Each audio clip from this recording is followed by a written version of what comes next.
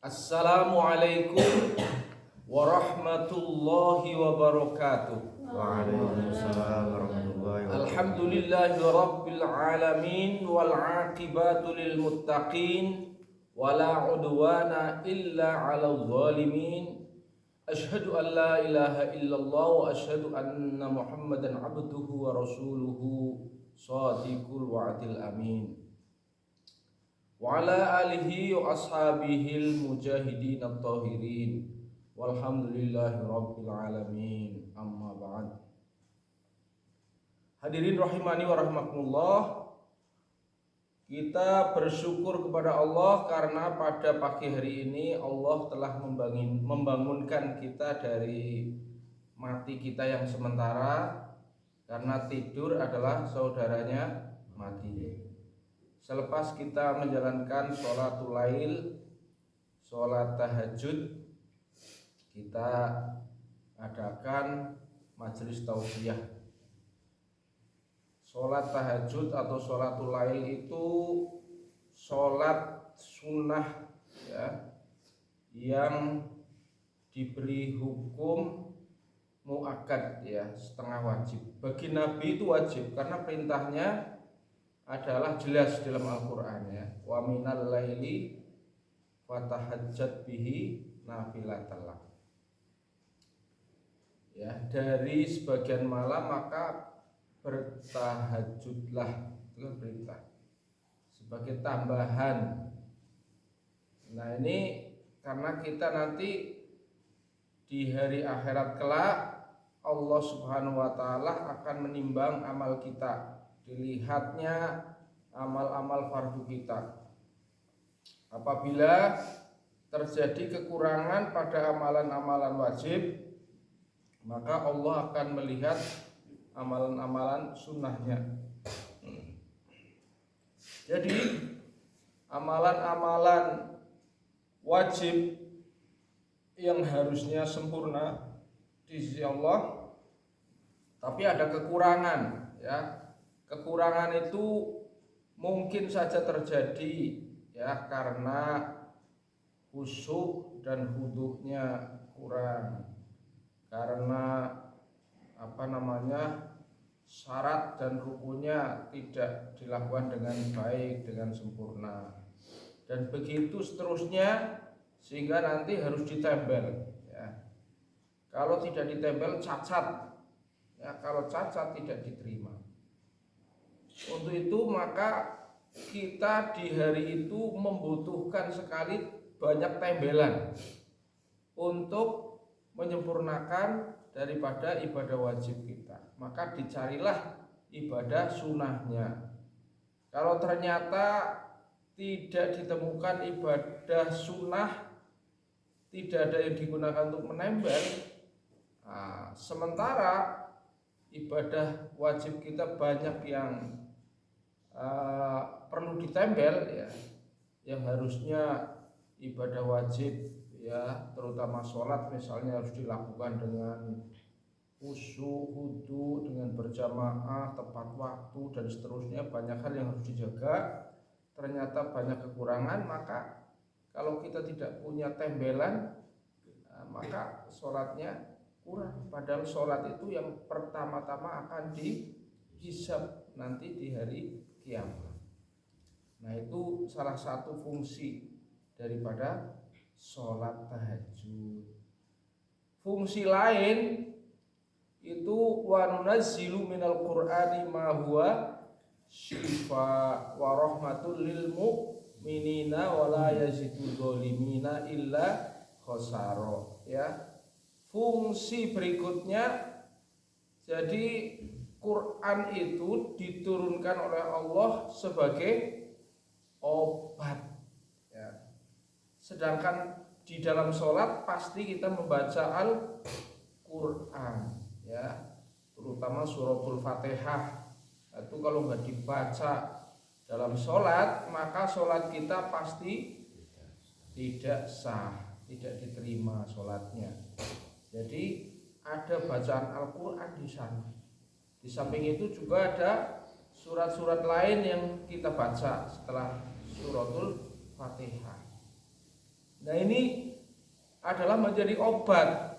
Mengapa Quran itu menjadi obat? Pertama, obat hati. Dengan Al-Quran kita memahami isinya, sehingga menjadi obat bagi hati kita untuk memahami perintah Allah, sehingga kita itu akan dipandu dengan petunjuk, dengan kebenaran. Maka obat bagi kebodohan, ya kan? Pertama itu obat bagi kebodohan, karena Al-Quran adalah ilmu yang memandu kita kepada jalan yang benar. Yang kedua, obat bagi hati, ya, terhadap sesuatu kebutuhan hati. Kebutuhan hati itu kan rasa tenang, ya kan, rasa nyaman. Nah, rasa tenang, rasa nyaman, menjauhkan dari kegelisahan, ya. Ini penyakit ini, ya. Orang yang gelisah, hidupnya tidak tenang, itu maka hidup itu akan merasa hambar. Bahkan hidupnya menjadi sangat-sangat susah, ya.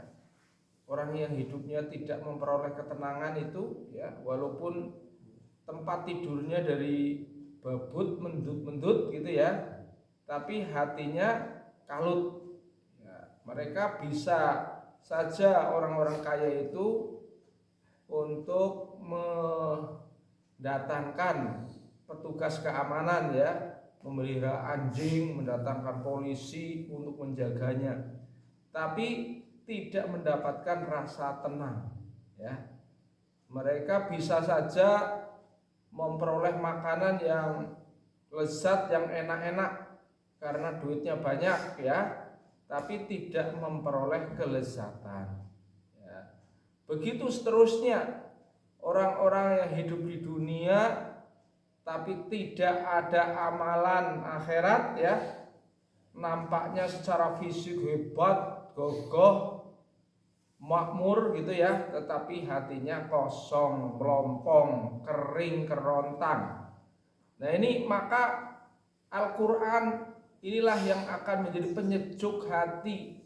Al-Quran yang akan mendatangkan sakinah yang diperlukan oleh hajat hidup manusia. Kemudian syifa berikutnya juga bisa Al-Quran itu untuk mengusir jin, ya. Orang yang kena penyakit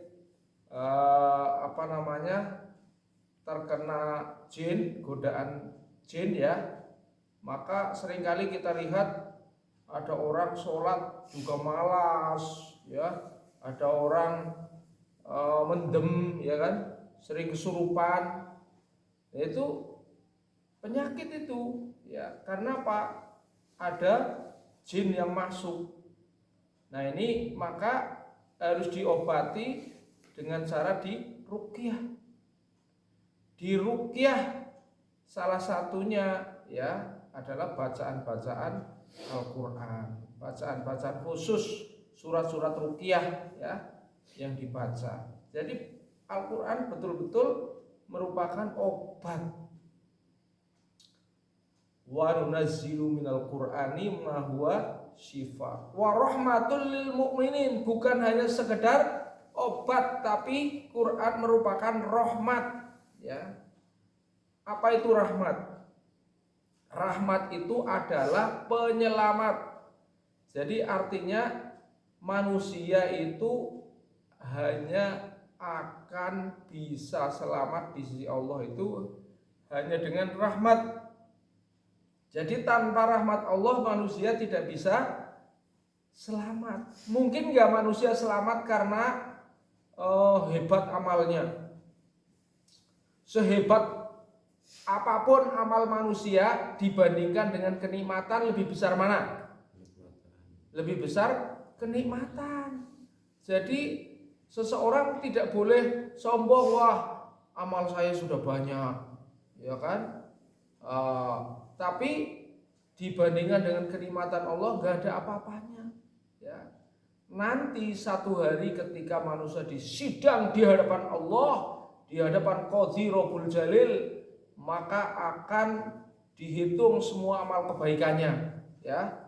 Tidak pernah didolimi oleh Allah, semua kebaikan. Famay ya'mal mithqala dzarratin khairan yara. Semua kebaikannya dicatat dan ditunjukkan. Tetapi selepas itu Allah Subhanahu wa taala menyidangkan tentang kenikmatan. Maka dengan kenikmatan yang Allah berikan selama kita hidup di dunia, maka seluruh kebaikan kita akan tertutup. Baru masuk sidang yang ketiga adalah dosa-dosa manusia. Maka manusia tidak bisa selamat, ya kan? Kecuali dengan rahmat Allah Subhanahu wa taala. Oleh karena itu maka ini tahajud ini, ya, adalah salah satu rahmat dari Allah Subhanahu wa taala. Jadi agar supaya kita mendapatkan rahmat Allah tadi, wa rahmatul lil mu'minin wala yazididzolimina illa khosar, ya.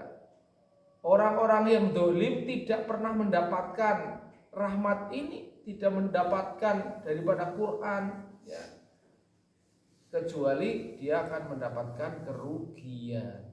Orang mukmin bersenang-senang bersyukur dengan rahmat ilahi, tapi orang-orang dolim itu nanti, ya, karena di dunianya itu mereka menyia-nyiakan waktunya, ya, tidur dihabiskan dan seterusnya, ya, tidak pernah menyisihkan sebagian waktu untuk berjumpa dengan Allah di bumi ini, ya. Karena ketika sepertiga malam terakhir ini Allah turun ke langit dunia, ya, melihat daripada semua aktivitas, ya, amal-amal yang dilakukan oleh manusia, doa-doa yang diminta, yang dipanjatkan, itu semua diperhatikan oleh Allah. Inilah saatnya kita mendapatkan kesempatan yang bagus, ya, untuk melakukan sholat tahajud, ya. Jangan sampai disia-siakan, karena ini ibadah nafilah tapi yang paling utama setelah sholat wajib, ya. Sholat sunnah yang paling utama setelah sholat wajib, ya, adalah sholat tahajud. Jadi jangan disia-siakan. Hadirin rahimani rahmatullah, demikian tadi sekilas tentang bagaimana pentingnya sholat tahajud. Dan sholat tahajud itu jangan dipilih, ya, karena istimewa maka dipilih di malam-malam tertentu saja, ya. Nggak boleh milih-milih malam tertentu, ya. Kita bahkan ya ayyuhal muzammil kumil laila illa qalila, itu perintah Allah. Wahai orang yang sedang tidur, yang berselimut, ya, berdirilah di waktu malam, artinya sholat tahajud lah, illa qalila, kecuali sedikit waktu, ya.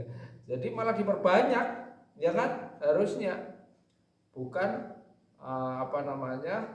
kita habiskan masa malamnya buat tidur. Orang yang beriman rindu kepada Allah Subhanahu wa taala, ingin selalu bertemu, ya. Begitu santri rumah tahfidz jangan sampai menjadi salah satu dari berapa keajaiban dunia. Itu ada berapa biasanya?